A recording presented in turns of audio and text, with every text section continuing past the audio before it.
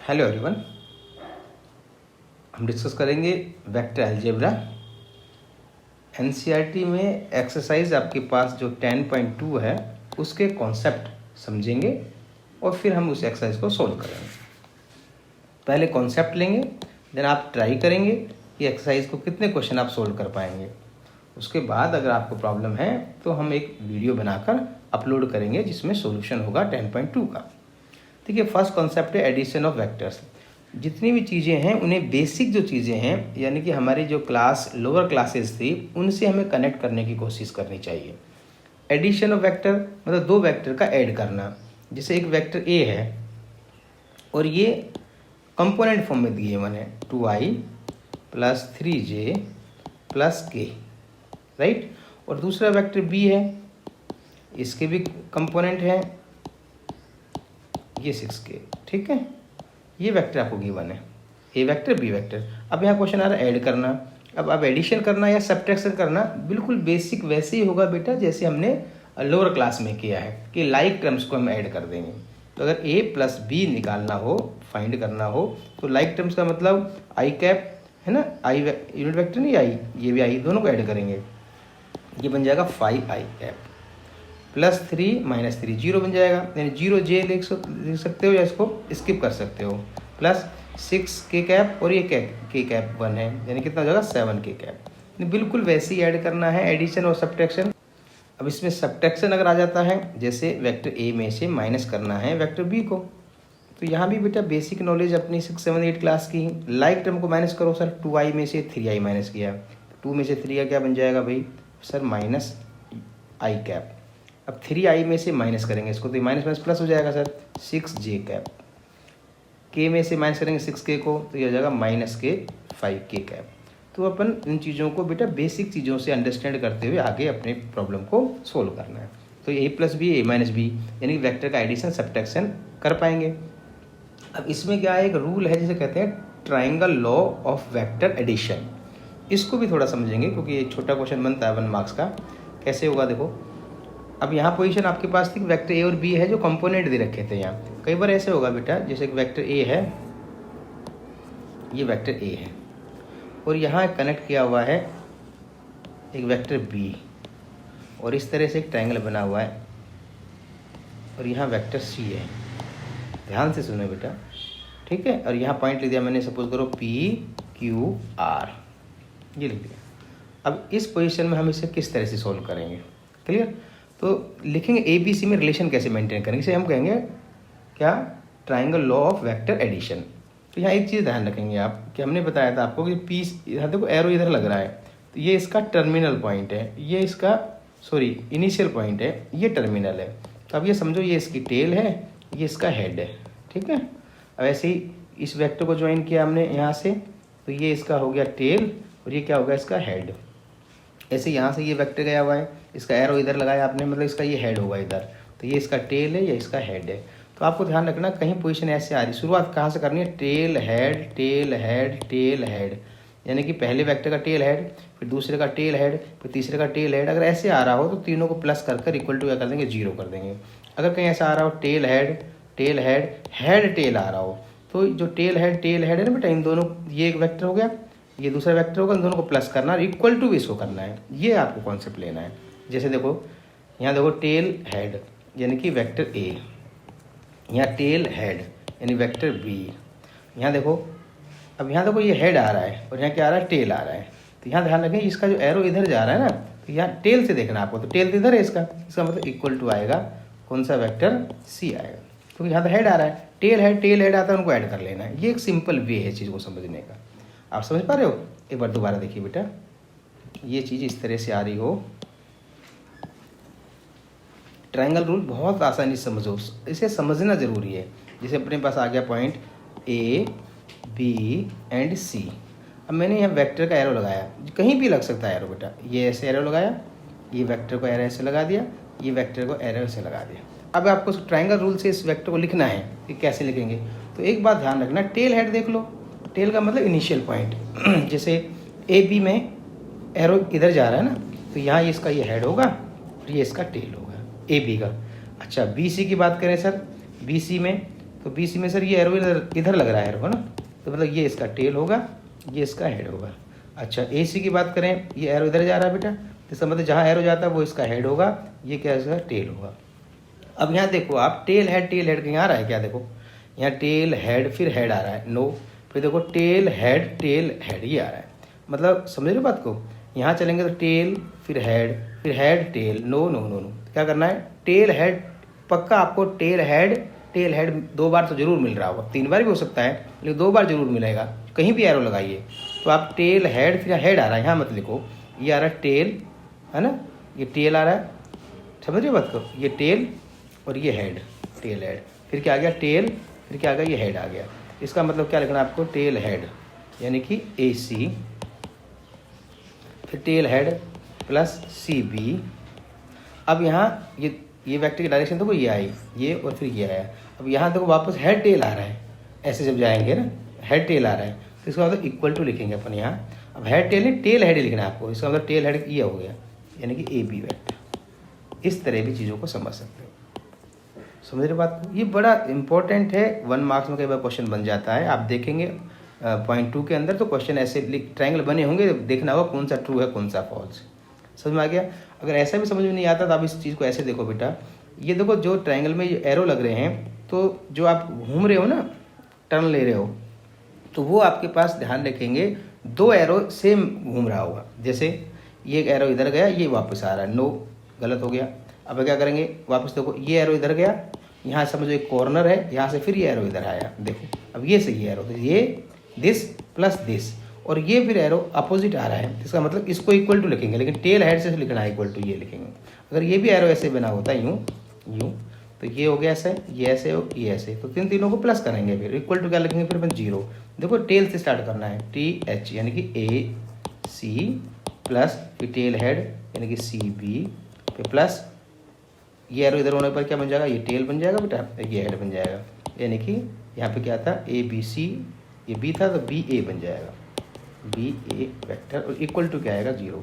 समझ रहे बात को। तो अगर एक वन साइड साइक्लिक या क्लॉकवाइज या एंटी क्लॉकवाइज एक ही डायरेक्शन सबकी हो तो सबको प्लस करके इक्वल टू 0 करना है, क्लियर। 2 की डायरेक्शन सेम हो, तीसरे के अपोजिट है, तो जिनकी सेम है उनको प्लस करना और इक्वल टू तीसरे को लिख देना है। लिखते वक्त ध्यान रखना टेल हेड एरो का ध्यान रखेंगे अपन, पहले टेल वाला इनिशियल पॉइंट फिर इसका एंडिंग पॉइंट लिखना है, ओके। चलिए आगे आता है multiply of vector by scalar.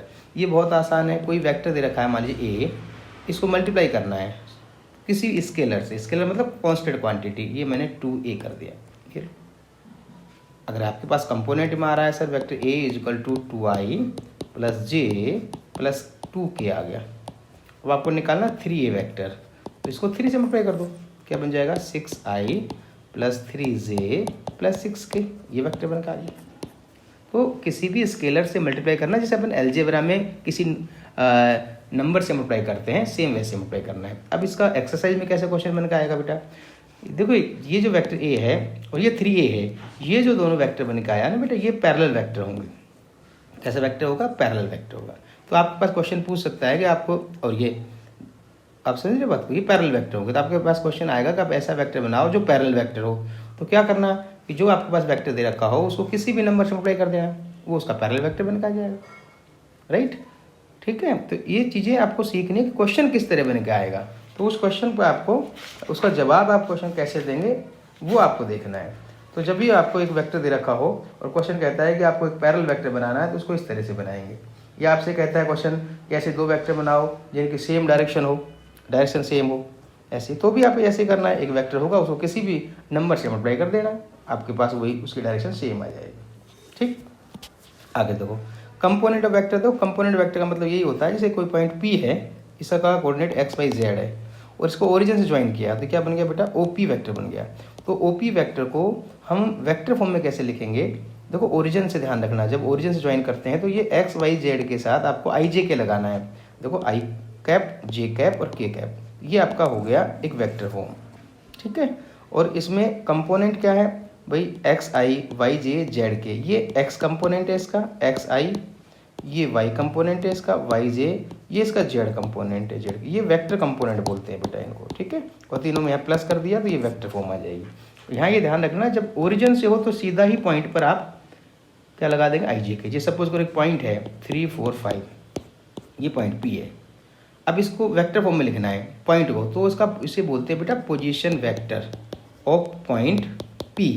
तो ये बन जाएगा सीधा 3i + 4j + 5k, ये लिखेंगे। और ये ओरिजिन से कनेक्ट करते हैं, इसलिए हम ये इक्वल टू क्या कर देते हैं, इसको ओपी वेक्टर लिख देते हैं। ये ओरिजिन होता है तो सीधा आई जे के लगा देना, तो उस पॉइंट का पोजीशन वेक्टर बनकर आ जाएगा। लेकिन आगे देखेंगे कई बार एक दो पॉइंट होगा, उनको ज्वाइन करेंगे तो कैसे निकलेगा। तो यहीं पे देखो ये कैसे निकल कर आ रहा है। देखो ये ओरिजिन है, ये ओरिजिनल कोऑर्डिनेट क्या होता है 0 0, ये पी है एक्स वाई जेड, तो इन दोनों का डिफरेंस निकलता है बेटा। तो एक्स में से 0 माइनस करा एक्स आया, तो ये आई कैप यानी कि एक्स एक्स की तरफ इसका यूनिट वेक्टर। वाई में से 0 माइनस करा वाई जे, जेड में से 0 माइनस करा जेड के, तो ये तो बन का आएगा।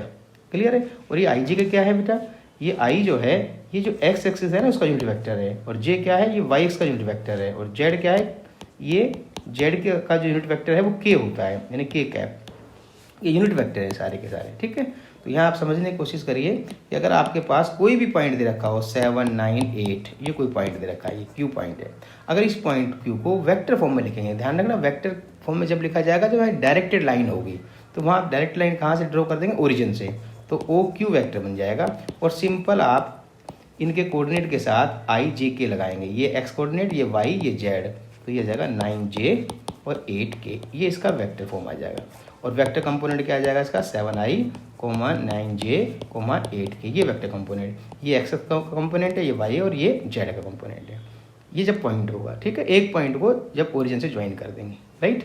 अब आगे देखेंगे दो पॉइंट को ज्वाइन करेंगे तो वेक्टर कैसे बनेगा। देखो हमने क्या किया यहाँ ओ क्यू में, क्यू के कोऑर्डिनेट को ओ में से माइनस कर दिया है, बस सिंपल, वहाँ भी ऐसे करेंगे। अब आगे क्वेश्चन आता है, ये देखो आ गया वेक्टर ज्वाइनिंग 2 पॉइंट्स। अब जैसे एक पॉइंट ए है, ए, इसका कोऑर्डिनेट है मान लो 8 6 और 5। एक पॉइंट सपोज करो बी है, इसका कोऑर्डिनेट है सपोज करो 10 10 8 9। अब हम चाहते हैं ये पॉइंट है बेटा, ये पॉइंट, अब इसको हम वेक्टर फॉर्म में लिखना चाह रहे हैं। तो जब भी वेक्टर फॉर्म में लिखेंगे तो इस पॉइंट को ज्वाइन करेंगे और डायरेक्शन देंगे अपन ऐसे ए बी। तो अगर आप ए बी वैक्टर निकलना चाहेंगे तो डायरेक्ट कैसे निकलेगा आंसर, देखो जहाँ ओ पी निकला था तो पी में से ओ को माइनस करा, ओ का कोऑर्डिनेट 0 0 था, तो ए बी निकालेंगे तो बी में से ए को माइनस करेंगे। बी का कोऑर्डिनेट कितना है 10। देखो ध्यान रखना वो जो कोऑर्डिनेट है एक्स एक्स कोऑर्डिनेट में माइनस करना, वाई वाई में से, जेड जेड में से, 10 में से 8 गया, ये बन जाएगा सर 2। और ये एक्स कोऑर्डिनेट का क्या बन जाएगा वेक्टर आई, एक्स एक्स की तरफ आई बनेगा। ऐसे 8 में से 6 को माइनस करेंगे 2, ये जे, फिर 9 में से इसको माइनस करेंगे 5 को, कितना जाएगा 4, ये के, ये इसके कंपोनेंट आगे सबको ऐड कर देंगे, ये वेक्टर हो गया। इस तरह हम डायरेक्ट निकाल सकते हैं। बेसिकली ये आया कैसे है इसको देखना चाहते हो तो देखिए, देखो यहाँ अपने पास एक पॉइंट सपोज करो, देखो एक पॉइंट ए है जिसे हमने ले लिया 6 4 8, दूसरा पॉइंट हमने बी है, ये ले लिया मैंने मान ली 4 9 8। चलो 8 सेम हो जाएगा, 0 बन जाएगा उसकी वैल्यू, कोई बात नहीं बन सकती 0, चलो मैंने लिख दिया 6, ये हो गया। अब डायरेक्ट तो मैंने बताया आपको कि अगर आपको ये ए पॉइंट और बी पॉइंट आपको गिवन है, ये पॉइंट ए है, ये पॉइंट बी है, और इसको आप वेक्टर फॉर्म में लिखना चाहते हो, वेक्टर फॉर्म में, तो यहाँ ध्यान रखना वेक्टर, अभी तो ये लाइन सेगमेंट है, वेक्टर फॉर्म के लिए डायरेक्शन देनी पड़ेगी, ए बी बनाना है आपको। तो डायरेक्ट तो कैसे बनेगा बेटा, डायरेक्ट जब बनाएंगे तो ए बी वैक्टर अगर बनाएंगे तो बी में से ए के कोऑर्डिनेट को माइनस कर दो, करस्पॉन्डिंग ध्यान रखना। 4 में से 6 को माइनस किया, 4 में से 6 गया -2i हो गया सर। 9 में से माइनस किया 5 को, ये जाएगा 5 हो जाएगा, 9 में से 4 को माइनस करेंगे 5j, और 6 में से 8 को, ये जाएगा -2, और या जेड एक्सेस का कोऑर्डिनेट माइनस कर रहे हैं तो के कैप, वाई का माइनस करेंगे तो जे कैप, और एक्स का करेंगे तो आई कैप, ये हो जाएगा। अगर आप बी ए वैक्टर निकालना चाहते हो, बी ए वैक्टर, तो आपकी डायरेक्शन क्या हो जाएगी बेटा, बी से ए हो जाएगी, ये डायरेक्शन हो जाएगी। अब आपको ए में से बी को माइनस करना है, ये ध्यान रखना, ए में से माइनस करना है। ए क्या है 6, तो 6 में से 4 क्या रहेंगे, कितना जाएगा 2i, ये जाएगा -j, ये प्लस है कितना जाएगा 2k, ये इस तरह डायरेक्ट हो जाएगा। और अगर आपको ट्रायंगल रूल से करना है तो बेटा इसका फंडा होता है कि यहाँ आपने ओरिजिन सपोज कर लिया, ये हो गया 0 0। अब ओरिजिन से ही डायरेक्शन दी जाती है बेटा हमेशा, ये हो गया ए डायरेक्शन, ओ से ए, और इसकी डायरेक्शन क्या होगी, ओ से बी हो गया। अब इसकी आपको ए बी वैक्टर निकालना है, सपोज करो क्या निकालना है, ए बी वैक्टर, तो आपके पास डायरेक्शन ये हो जाएगी ए बी, ठीक है। अब देखो ट्रायंगल रूल से देखो, अब ये दो डायरेक्शन देखो, ये और ये सेम है, तो यहाँ से ये गया, इसका बटन हो गया गया, और उसके बाद ये ओरिजिन से वापस ये चला गया, तो ट्रायंगल रूल से क्या बनेगा, O A plus A B is equal to O B vector बनेगा। अब आपको ए बी की वैल्यू निकालनी है, तो ए बी इजकल टू क्या बनेगा, ओ बी वैक्टर माइनस ओ ए वैक्टर। यहाँ ध्यान रखें ऊपर एरो जरूर लगाएंगे, बिना एरो गलत हो जाएगा, वैक्टर में एरो जरूर लगेगा। अब ओ बी वैक्टर मतलब ये ओ बी वैक्टर है, इसमें मैंने अभी बताया था कि ओरिजिन से अगर कोई वैक्टर ओरिजिन किसी पॉइंट का पोजीशन वेक्टर निकालना हो तो यहाँ आई जे के लगा देंगे, इसमें भी आई जे के लगा देंगे, दोनों को माइनस कर देंगे, जो भी बताया एडिशन और सब्ट्रैक्शन बताया था उससे हम इस तरह निकालेंगे, अदरवाइज आप डायरेक्ट निकालेंगे बेटा इसको, ठीक है। अब है सेक्शन फॉर्मूला। देखो इसको भी अपन छोटी क्लास से कनेक्ट करते हैं। सेक्शन फॉर्मूले में क्या होता था कि हमने पढ़ा था सेक्शन फॉर्मूला में कि सपोज करो ये कोई पॉइंट है और ये पॉइंट क्यू है और यहाँ कोई पॉइंट आर है, ये m रेशो n में डिवाइड करता है। तो हमने 10th क्लास में सेक्शन फॉर्मूला पढ़ा था, यहाँ कोऑर्डिनेट होते थे, यहाँ कोऑर्डिनेट x1 y1 z1, यहाँ होता था x2 y2 और z2। तो हमने वहाँ सेक्शन फॉर्मूले से निकाला है, वो तो हमने पॉइंट्स का निकाला है, अब यहाँ वेक्टर का निकालेंगे।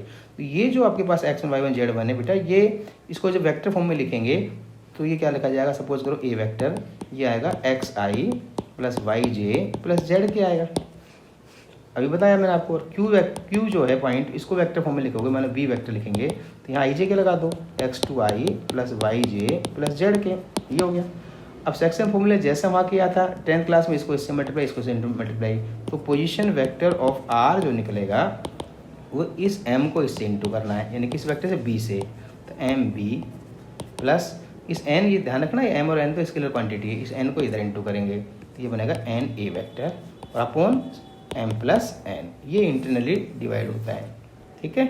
और एक्सटर्नल डिवाइड में क्या आ जाएगा, एक्सटर्नल डिवाइड में सिंपल ऊपर माइनस आ जाएगा, अगर एक्सटर्नली हुआ तो यहाँ माइनस, और नीचे भी क्या आ जाएगा, माइनस आ जाएगा। भाई वहाँ वो पॉइंट थे इसलिए x का वैल्यू अलग निकालते थे, y का अलग, z का अलग। यहाँ पॉइंट को क्या करना है, वेक्टर फॉर्म में लिखना है। वेक्टर फॉर्म के लिए मैंने बताया कि ये ओरिजिन हो जाएगा आपके पास, यहाँ ओरिजिन हो जाएगा तो ये बन जाएगा आपका ए वेक्टर, इसकी डायरेक्शन ये, इस ओरिजिन से इसको ज्वाइन कर देंगे, ये वेक्टर आपका बी वेक्टर बन जाएगा। तो ये इस तरह से लिखा जाएगा और आप डायरेक्ट ये फॉर्मूला लगा देंगे, ओके।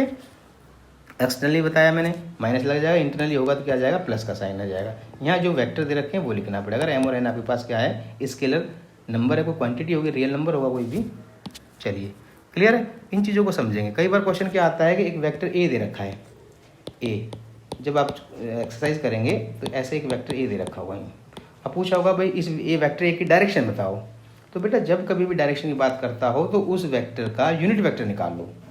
क्या निकाल लो, यूनिट वेक्टर, मतलब उस वेक्टर पे ए कैप का मतलब यूनिट वेक्टर। तो कैसे यूनिट वेक्टर निकलता है, जिसका मैग्नीट्यूड 1 हो, जिसका मैग्नीट्यूड हो यूनिट वेक्टर है, तो इस वेक्टर का यूनिट वेक्टर निकालेंगे। तो कैसे निकलेगा, उस वेक्टर में उसके मैग्नीट्यूड का डिवाइड कर